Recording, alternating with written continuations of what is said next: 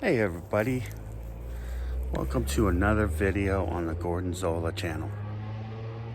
Today, I'm out here at Dorris Ranch. We're going to be doing a little exploring and check out some of the there's some cabins and there's some old buildings out here. Most notably, there's an old house out here that is one of the earliest examples of Oregon architecture. The U of O architecture department comes out here actually quite often and checks it out. So we're going to check it out also, and we're going to go see what we can find. Let's go have a good time. So I walked into this little meadow, and you see there's a picnic table over there. You can come out here and have a private little picnic. Just beyond it is, you can see the Filbert trees down there. If you don't know what a Filbert is, it's a hazelnut. So this is just above the parking lot.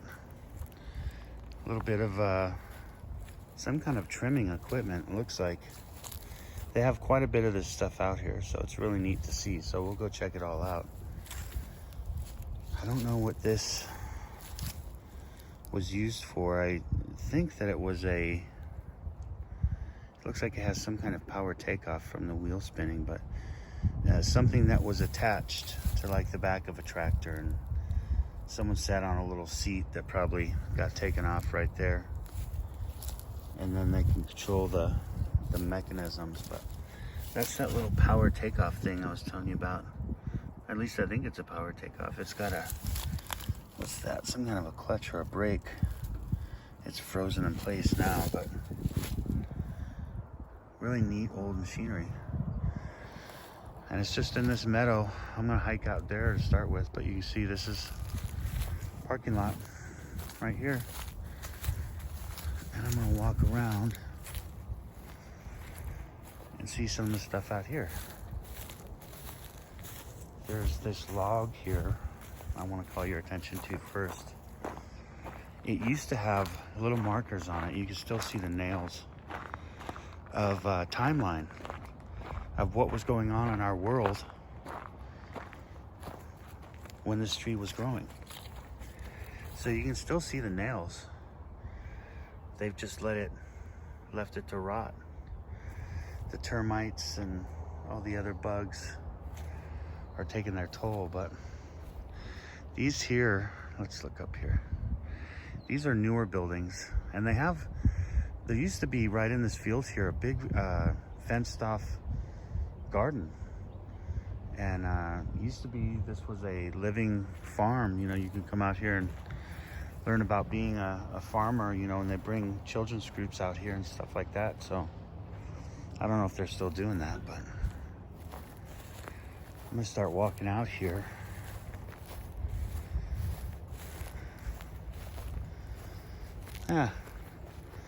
Mr. George Dorris owned this property. And recently, God, I want to say in the last 6 years, you can see all the hazelnut trees. And this is an active farm. They farm this. In fact, I think Springfield, Oregon is one of the biggest producers of hazelnuts. But you can see, but anyway, they experienced a blight. And so the Filbert trees were dying like crazy. And so they had to basically just kill them off and plant the hardier Filbert. And they've been doing that in stages. I think they're almost done, if not completely done. But you can see that neat old building. It looks like old New England or something. But those are modern buildings. That one closest to me, I think, is a bathroom. But man, you can see as I'm walking through, ouch, just get caught up, dang. This seems like it was god dang, that cut me pretty good. This was a big blueberry thicket. Because as I'm walking through here, I can see protrusions. And every now and then there's a long one, like the one I just tripped over. And once those things rake your leg, man, you're gonna know it. So I should have done a little more research on this, but single wall panels. They're not, even though it's stick built, it's not like we would do it. It's more of a flat panel. But imagine that's your view off your porch in your Filbert orchard.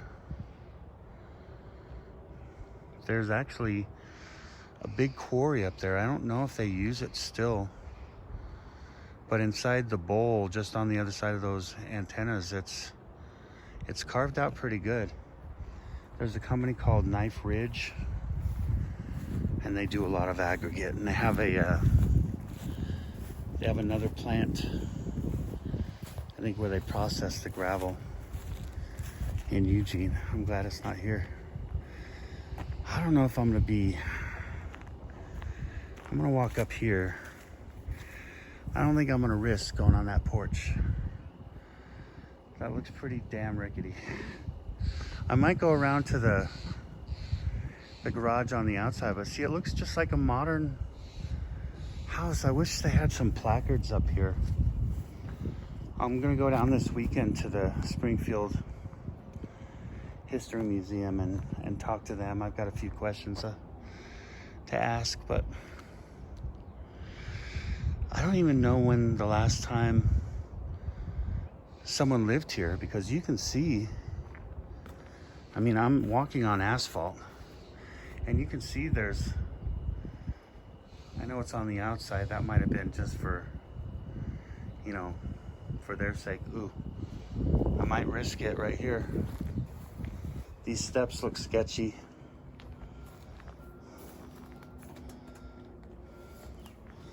But the boards look sound. Wow. Imagine. Again, living history. You look out there, you can see another house over there.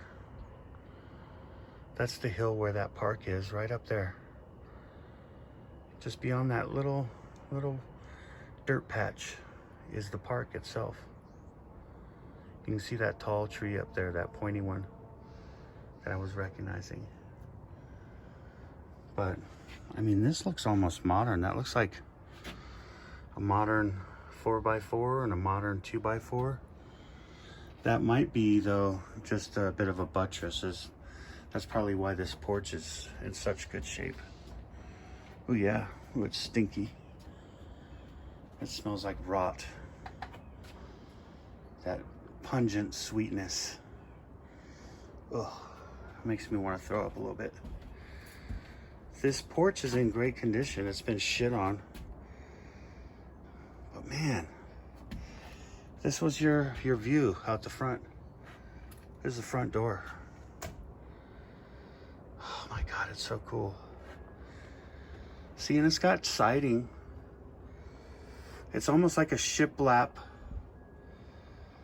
on both sides, if memory serves. You know, there's a small amount of structure, but I do believe, because that's a modern Simpson bracket, that all of this was put in, this porch and everything, probably so that they could study it and so that it was safe to walk here. The last porch was probably in terrible shape. Oh, I'm getting out of here. It stinks so bad. All right. I can breathe. But, you know, you can see here, this is asphalt. Here's a little turnout, you know, probably where people could park. You know, a couple of cars.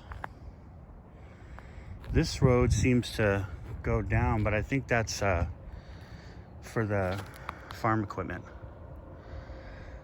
And you can see just Filberts. I don't know, we're so cool, and we're just really barely touched the surface. Let me see if I can go down here and see what this other outbuilding is. I may not want to go too close to it, but it's so cool.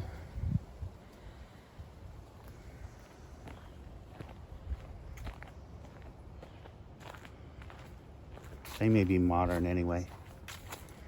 Probably for storing equipment. Yeah, that looks modern. There's hay bales in there. Really cool. Walking up on the bathroom. Back to the path. So I'll pick it up once I get right around these buildings here, and we'll check out some more stuff down the path. All right, so I found this placard here. They're talking about invasive species. It's really, really interesting because I know, for one, I know my backyard, Himalayan blackberry, it will just take the hell over. So that's really neat that they have this information out here.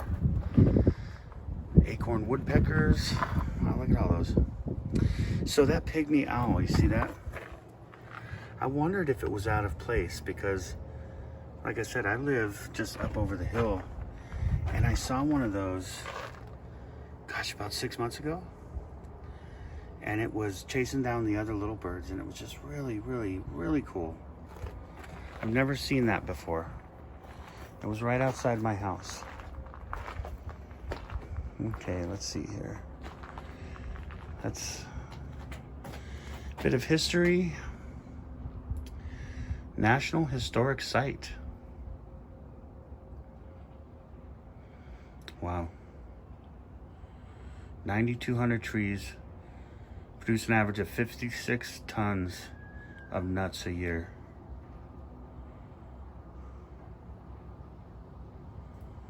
Wow. Well, there's a good explanation.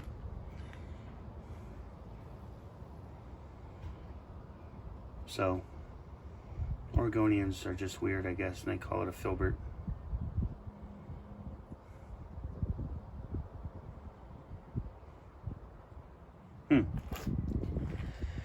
Oh, there it is. All right. It's the Briggs house. No way.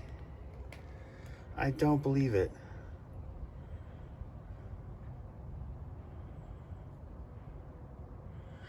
So that house was built 1872, 1874 by George Thurston and purchased by George and Lulu Dorris in 1892. Why do they call it the Briggs house? Oh, it later became the residence of ranch manager Reynold Briggs. Oh my gosh. So that's that house. It was built in between 1872 and 1874. And the barn, I thought it was an old structure. The barn was constructed in 1940. Wow.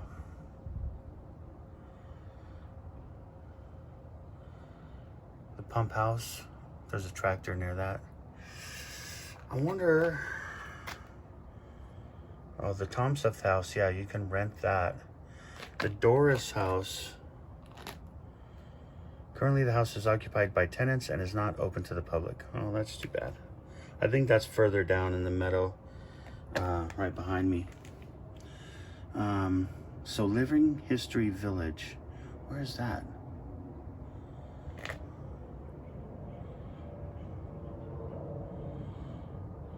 "12 by 16 log cabin." So where is that? I've seen the lean-to. And I think I've seen the plank house. I'm not sure. We're gonna find out. We are going to find, oh, there's a good picture of George Dorris. Standing by his Filbert.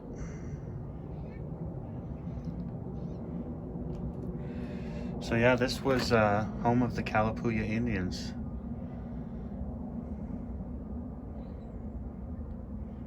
Wow.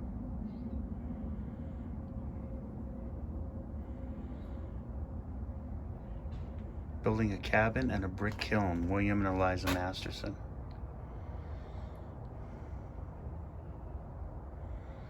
Wow.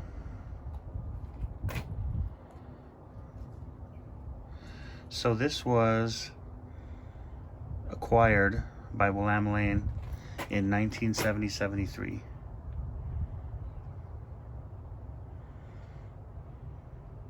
Wow, 1951, look at that.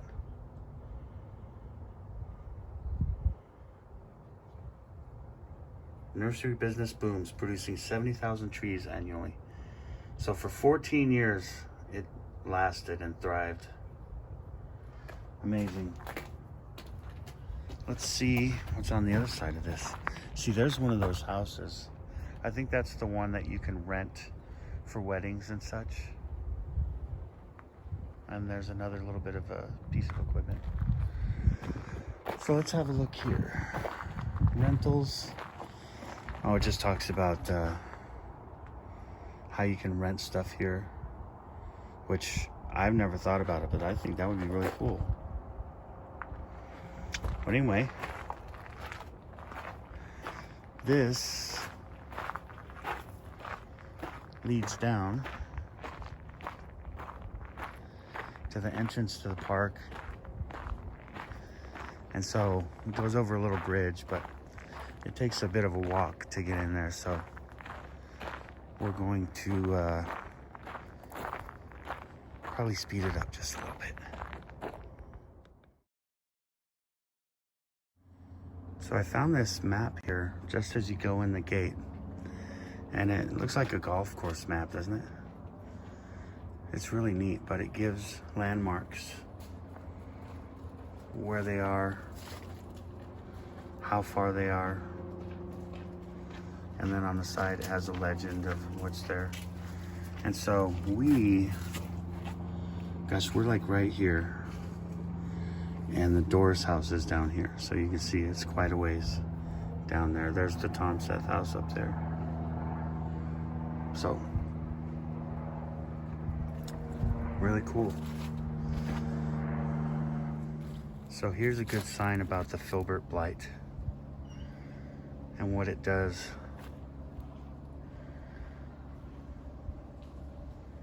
I like that they have all this information here, but let's take a walk inside. Oh my gosh, there's this one tree here. I love this little bridge too. But this tree is just growing. This little lake bed is absolutely dry now, so I'm sure it did have water at one time, but this tree that's coming out of it is so big, and it is such a great angle. You can see that angle, and it's just hanging in there. It's just growing. There's other trees growing around. Those are probably parts of the tree too, but you can see down this little dry lake bed here, but it's just a thicket now. So here we go. Filbert orchards. I don't think we'll see any nuts on it at this time of year. There are some on the ground. There you go. Filberts. So you can see it just looks like an acorn. It's got a rather thick hide. But once you crack that open, you get to the tasty nuts meats inside. There you go.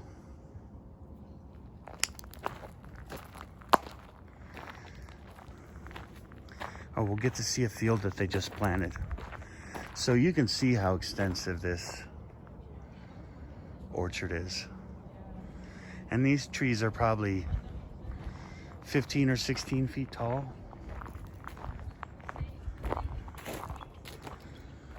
More of that Himalayan blackberry. But right here, coming up on the left-hand side, you can see they've replanted this field. And these are much more hardy and will stave off the blight. So they did this whole region. And this place is big. I don't know how many acres it is. I forgot to double check. But boy, there's all kinds of nuts on the ground. This is extensive. I'll go walk inside. Oh my gosh, there's nuts everywhere. Here we go. We're right inside the Filbert orchard. How does it feel to be in a Filbert orchard? Pretty good to me. I keep stepping on these nuts. They're everywhere. So I guess it is harvest season. That would make sense, I guess.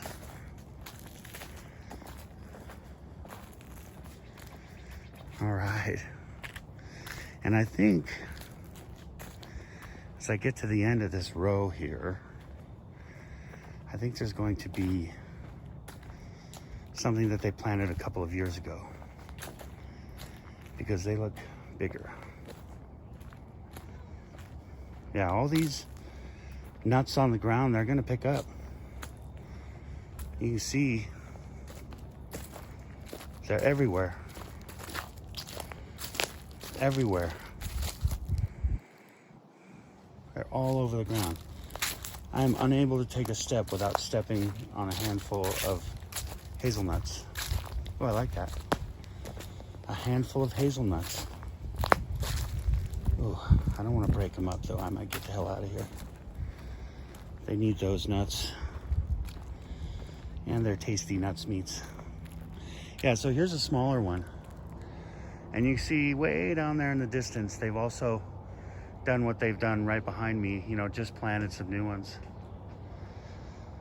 But these ones probably won't produce fruit for, I would guess, a couple more years. I could be extremely wrong, and actually am, because there's nuts all over the ground. So it's already producing nuts, even at this size.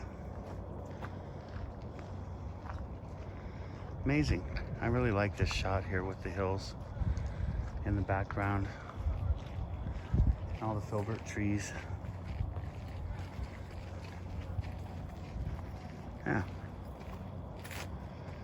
Yeah, they're all ready, producing fruit. You can see it all over the ground.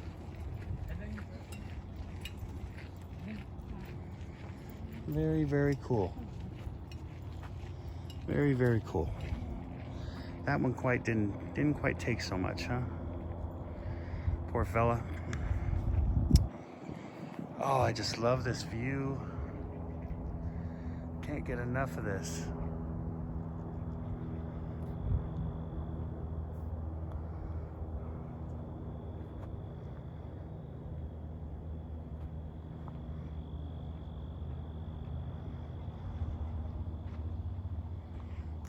Wonderful. Here's a good bit of old equipment. Old tractor. Imagine doing all these acres on that thing. It's got some kind of a little hopper. It looks like a collector where it would scrape things up and then deposit it in here. There's mechanisms here. I don't know if these, maybe this was just put here and this was probably just some kind of wagon. Maybe it spread things or something. Or just scraped up. Probably was a early way to scrape up the hazelnuts. But you can see this thing, look at that. Old transmission, PTO transmission.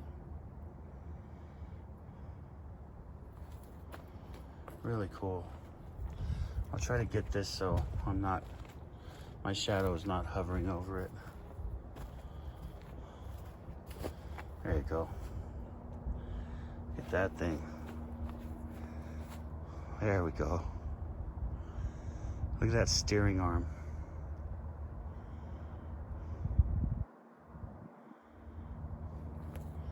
Big old tractor tire. See, that's that seat I was talking about. It looks kind of the same, like it was on the same thing, but yeah, it's just amazing how simple these old tractors are. An engine bolted to a case that houses a transmission, bolted to a case that holds the rear end. No drive shafts, nothing. Really cool. And there's this I think is modern because it has a concrete base. These two buildings, though, were up in that, on that sign. That's a storage area, I think, for hay. It might have been for hazelnuts, but there's a barn here.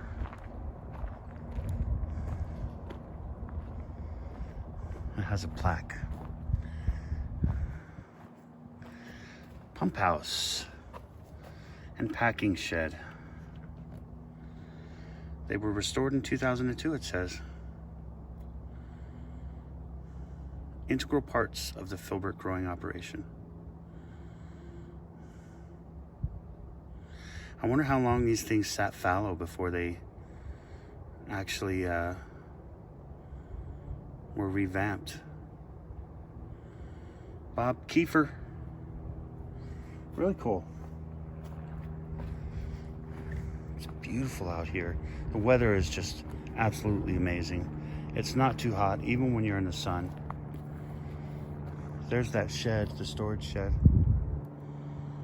So I guess all these were restorations. Everything we see here is a restoration, but it still looks cool. I mean, look at that. Kind of like Ted Kaczynski's house. Much bigger though. And not housing so much hate. Look him up. Unabomber. Another spectacular view. In fact, I'll walk around this way.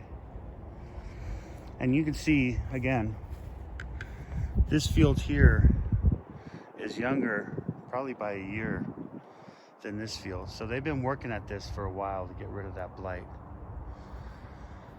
But I'm gonna truck on down the road and see if there's anything else I can see, and I'll pick it up down there.